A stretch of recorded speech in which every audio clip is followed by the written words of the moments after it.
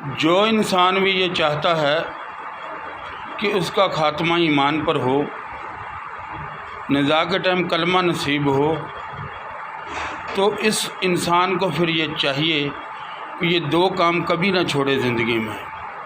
اور بہت ساری غلطیاں کوتاہیاں انسان سے ہو جاتی ہیں، کمیاں کوتاہیاں ہو جاتی ہیں، لیکن یہ دو کام مضبوطی سے پکڑ لے، انشاءاللہ تعالیٰ اللہ کے گھر میں یہ یقین کے ساتھ ان کاموں کو کرے کہ اللہ تبارک تعالیٰ مجھے ضرور بخش دے گا اور جنت میں جگہ عطا فرمائے گا۔